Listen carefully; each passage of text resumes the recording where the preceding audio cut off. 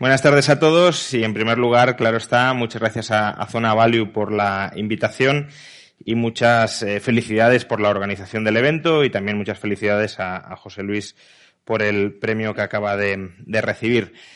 El objetivo de estos siguientes minutos es poner un poco en perspectiva por qué hemos llegado a la situación inflacionista en la que nos movemos ahora mismo y cuáles son las perspectivas de futuro a medio plazo, dada la situación de la que partimos. Durante los últimos meses hemos escuchado todo tipo de explicaciones de por qué ha sucedido la inflación, de cuáles son los motores que han motivado la fortísima elevación de los precios que estamos experimentando, la mayor en 40 años, y, pues bueno, una referencia clara del momento por el que estamos pasando es justamente, como decía antes José Luis, la década de los 70, ¿no? La mayor inflación desde ese momento. Entonces, ¿por qué ha estallado la inflación? Bueno, hemos escuchado que los cuellos de botella han tenido que ver, ¿no? Sin embargo, muchos de esos cuellos de botella ya están solucionados y seguimos teniendo inflación. Hemos escuchado también que la guerra en Ucrania ha tenido que ver. Sin embargo, el precio del petróleo o incluso, en cierto modo, el precio del gas, sobre todo el precio del petróleo, ya está más barato que antes de la guerra o al nivel previo a la guerra, y el precio del gas lleva desde agosto cayendo a plomo en Europa. Sigue más alto que antes de la guerra, pero desde luego muy alejado de los máximos. Y sin embargo, la inflación sigue aquí. La inflación no se ha solucionado. Es verdad que ahora se está frenando algo, lo cual significa que estos factores alguna influencia sí desempeñaban, no pretendo negar el rol que pueden haber jugado, pero hay algo más de fondo. Es evidente que hay algo más de fondo y que no se restringe a factores únicamente de oferta. ¿Y qué es eso más de fondo que hay? Pues que básicamente se quiso afrontar la crisis económica provocada por el COVID con la misma política pero redoblada con la que se afrontó la crisis económica de 2008 y 2009. Mi percepción, y no solo mía, compartida por muchas personas, es que los políticos en 2008-2009 creyeron haber aprendido una lección que es una lección muy peligrosa. Y es que tú puedes endeudarte todo lo que quieras o puedes abusar de la política monetaria todo lo que quieras y la inflación no aparece. Porque es verdad que en la crisis de 2009 se iniciaron los quantitative easings, se llevó a cabo lo que hasta ese momento era el plan de estímulo fiscal más importante de la historia en Estados Unidos. Es verdad que muchos analistas decían que todo eso iba a provocar una altísima inflación, algunos incluso hablaban de hiperinflación, y nada de eso sucedió. De hecho, la década pasada ha sido una época, bueno, a lo mejor tildarla de deflacionista es exagerado, pero en el fondo sí era una década deflacionista en el sentido, sobre todo en Europa, de contracción del crédito. En España, por ejemplo, el crédito privado no es que no haya subido demasiado, es que estuvo contrayéndose hasta prácticamente el año 2018-2019. Y todo eso son síntomas de un escenario deflacionista. Entonces, claro, los políticos dijeron, bueno, pues si hemos podido multiplicar el gasto o el déficit, hemos podido multiplicar la oferta monetaria y no ha habido inflación, pues ahora que ha sucedido la crisis del COVID, que incluso en ciertos aspectos puede parecer más grave que la de 2008-2009, debemos doblar la apuesta y no pasará nada. Además, si todo esto lo conjugamos con la aparición de nuevas ideas económicas, no sé si os sonará la teoría monetaria moderna, que sostiene que los estados no se tienen que preocupar por su solvencia, porque un estado que puede imprimir su propia moneda siempre es solvente y siempre puede gastar cuanto quiera mientras siga habiendo desempleo y, por tanto, mientras no se enfrente a restricciones reales en los recursos. Pues bueno, todo ese clima intelectual, toda esa experiencia histórica aparentemente adquirida, condujeron con diferencia, al mayor plan de estímulo fiscal y monetario concertado de la historia de la humanidad.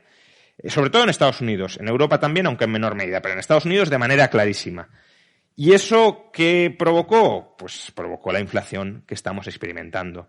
Porque la crisis de 2008-2009 no tiene nada que ver con la crisis de 2020. La crisis de 2020 es una crisis típica de oferta, un shock de oferta. La economía se paraliza, la economía se frena. No porque la gente deje de gastar, eso puede ser una consecuencia, un efecto derivado, la economía se frena, deja de producir porque se le impide producir, porque no podemos producir por motivos sanitarios, por lo que sea. Pero la restricción está en el lado de la oferta, no en el lado de la demanda.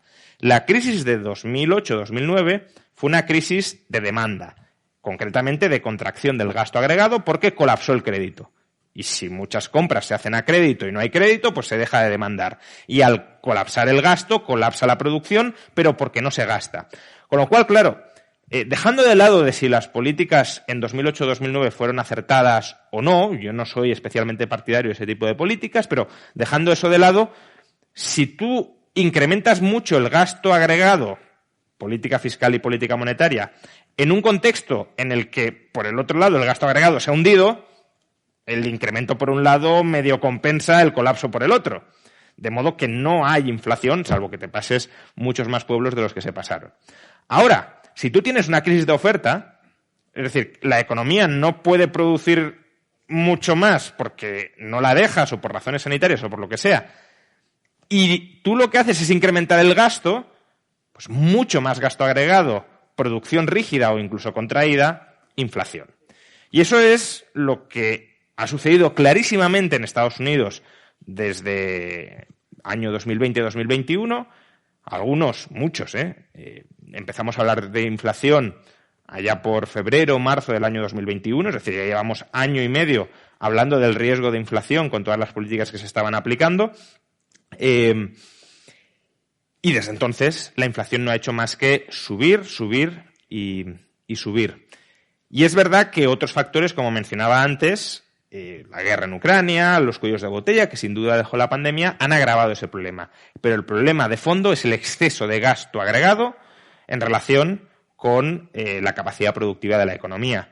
Si miramos, por ejemplo, la evolución del gasto agregado nominal en Estados Unidos, ahora mismo está muy por encima del nivel tendencial prepandemia. ¿Qué significa esto?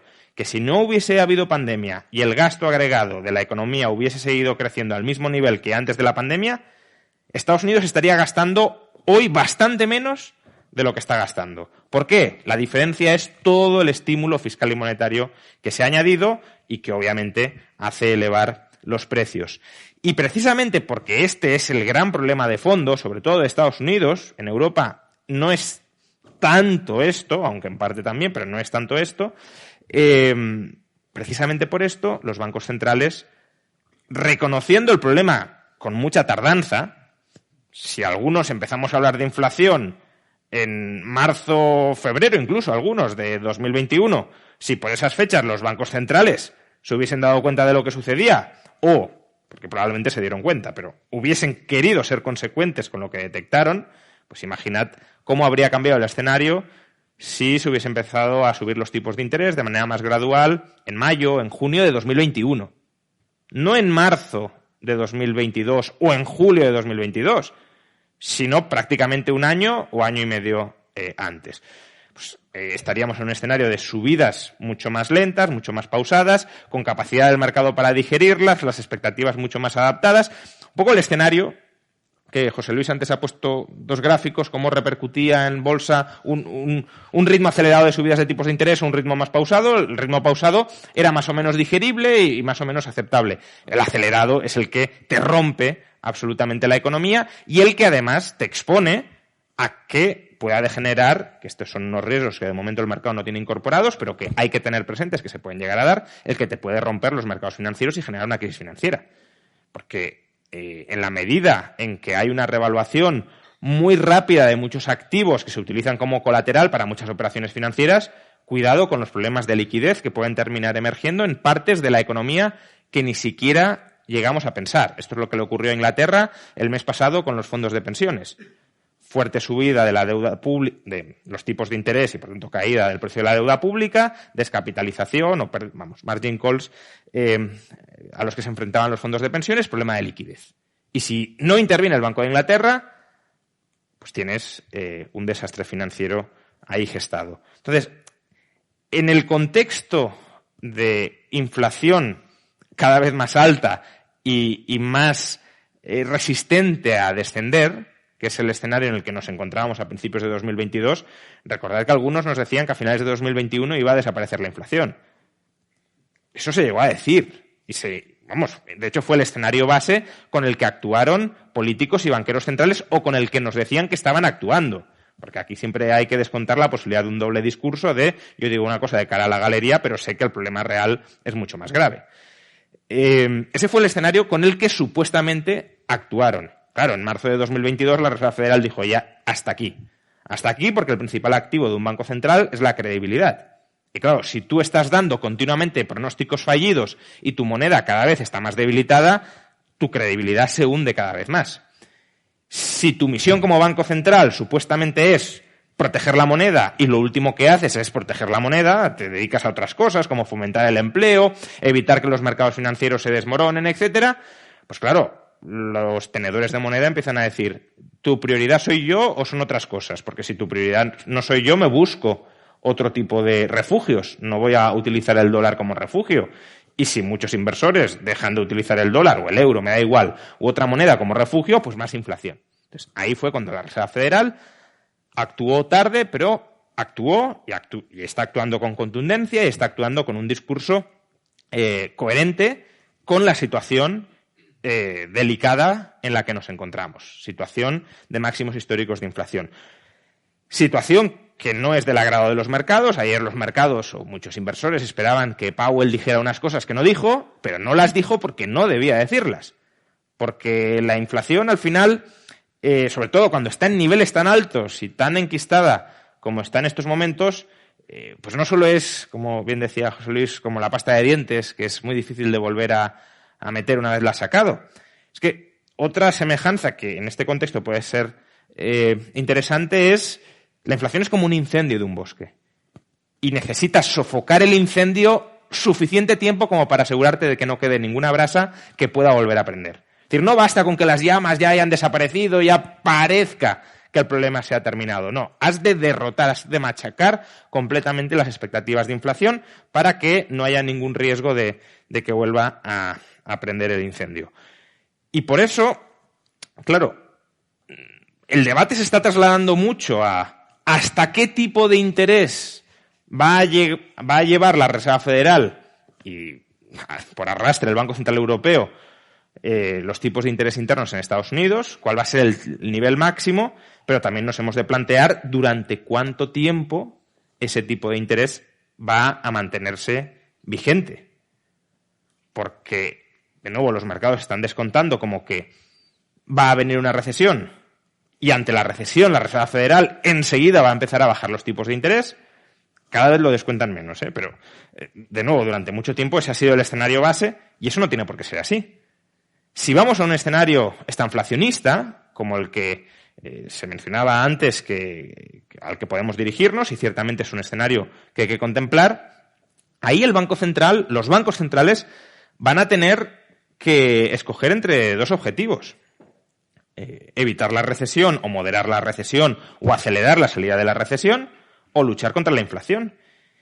Y en teoría, salvo que la recesión sea muy profunda, el Banco Central, sobre todo en Europa, que solo tiene esa misión, debería priorizar la lucha contra la inflación. Porque si prioriza la lucha contra la recesión, la inflación no va a desaparecer, se va a enquistar. Y si la inflación se enquista, que ese fue el error que se cometió en la década de los 70, luego será necesario provocar una recesión mucho más profunda. Porque además, claro, si el mercado ya te ha tomado el pulso y dice, que si viene una ligera recesión ya empiezas a bajar tipos de interés, ya te acobardas, bajas tipos de interés para que se relance la economía. Pues si viene una nueva recesión flojita, ya no me creo que con esto se vaya a curar la inflación.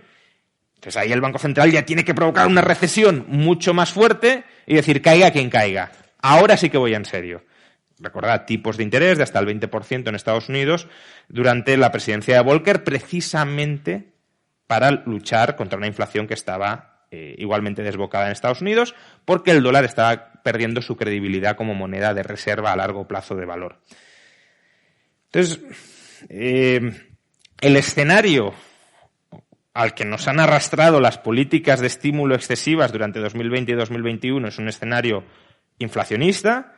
Es un escenario, por tanto, o es una situación donde se está empobreciendo a los tenedores de moneda y a los tenedores de bonos. La inflación es un impuesto al dinero y es un impuesto a la renta fija. Es una forma de licuar el exceso de deudas que se han acumulado dentro del sector público, es una forma de financiar el exceso de endeudamiento. Al final la deuda se financia o con impuestos o con recortes de gasto o con inflación. No quieren recortar el gasto, no quieren subir todo lo que sería necesario subir los impuestos para financiar la deuda, pues la vamos a licuar con inflación. Y quien la compró, evidentemente, se está empobreciendo. Pero claro, la forma ahora de paliar la inflación es infligir un fuerte dolor sobre el sector privado, un fuerte dolor sobre la economía. Subidas de tipos de interés que tienen como consecuencia, por distintos canales, contraer el gasto agregado, contraer, por tanto, la actividad económica. Subidas de tipos de interés que provocan, de entrada, una menor demanda de crédito, la gente se quiere endeudar menos. En Estados Unidos, ya lo sabéis, los tipos de interés hipotecarios a 30 años superan el 7%.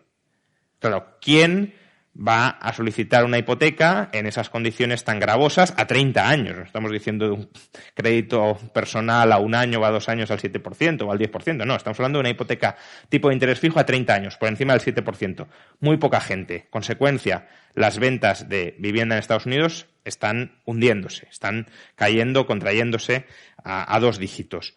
Pero claro, no solo es que aquellos bienes que se vendan a crédito, precisamente porque el crédito se está contrayendo, esas empresas vendan mucho menos y por tanto sus ganancias se estén hundiendo, estén cayendo, sino que en la medida en que dejen de contratar trabajadores o que directamente despidan trabajadores, esos trabajadores no contratados o despedidos, que en Estados Unidos, de momento, el mercado laboral sigue muy fuerte. Y eso también hace pensar que las subidas de tipos pueden ir más allá de lo que nos están diciendo, aunque es verdad que es un indicador muy atrasado y veremos cuándo se da la vuelta. Pero cuando se deja de contratar o se empieza a despedir, eso provoca una contracción adicional del gasto de esos trabajadores que ya no reciben sueldo o que lo habrían recibido y que dejan de gastar.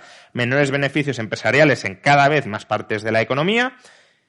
Y eso, combinado con la subida de tipos, consecuencia en el mercado bursátil, pues lo que estamos viendo, caída muy fuerte de las cotizaciones, porque los dos elementos que determinan el valor de la acción, el múltiplo y el beneficio por acción, se están desplomando, están cayendo a plomo. Caída de la bolsa que provoca ¿el qué? Pues lo que la Reserva Federal llamaba un efecto riqueza negativo. Te empobreces y, por tanto, tienes una propensión menor a consumir, a gastar. Tiendes más bien a ahorrar para recapitalizarte. No solo eso, subidas de tipos de interés también provocan una apreciación del tipo de cambio, en aquellos países, evidentemente, que lo suban frente a los del resto, que es lo que está sucediendo con el dólar. ¿Qué ocurre con la apreciación del tipo de cambio? Pues que a otros países como la eurozona nos lo deprecian y, por tanto, que importamos inflación. Y, por tanto, que aunque nuestro problema no sea, tal vez, el mismo o con la misma magnitud que el de Estados Unidos, en la medida en que, por un lado, el exceso de gasto en Estados Unidos ha tensionado los mercados mundiales, por ejemplo, demanda extraordinaria de energía, de petróleo, que te termina trasladando a Europa, y en la medida en que el tipo de cambio con el dólar se nos esté depreciando, y, por tanto, en la medida en que importemos inflación, también el Banco Central Europeo o el Banco de Inglaterra, porque Inglaterra tampoco tenía exactamente el mismo problema que Estados Unidos, pero claro, si la libra se está hundiendo, si el euro se está hundiendo, o defiendes la moneda o vas a tener más inflación. Y por eso, en última instancia, no nos queda otra también que seguir subiendo tipos, quizá de manera no tan acelerada o tan intensa como en Estados Unidos, pero en todo caso subir tipos. Y subida de tipos, como digo, implica riesgo de recesión creciente en Europa y, por tanto, ese escenario tan temido de estanflación, si la inflación no se corrige muy rápido y no tiene por qué hacerlo, y si la economía entra en recesión. Entonces, ese es el escenario, yo diría, base ahora mismo, que vayamos a un entorno estanflacionista, y cuando digo estanflacionista, ahí también coincido con José Luis, porque creo que corremos el riesgo de perder la perspectiva de lo que es una alta inflación.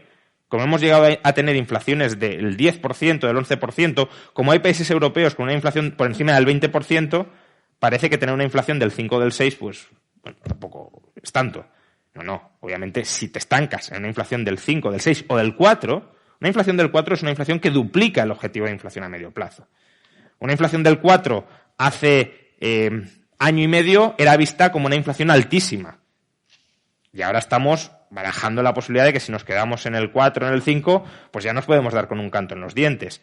Si los bancos centrales realmente cumplen con su palabra, que eso también está por ver, porque aquí de nuevo jugamos al doble discurso de yo soy muy firme y quiero llegar al 2%, pero ya veremos cuando esté destruyéndose empleo, cuando la economía esté cayendo, si te atreves a seguir subiendo tipos de interés para, estando a lo mejor en el 5 o en el 4, seguir bajando la inflación, o dices, bueno, pues si he de destruir 1 millón más de empleos para bajar otro punto de inflación, a lo mejor me quedo con un punto extra de inflación y con 1 millón más de empleos no destruidos.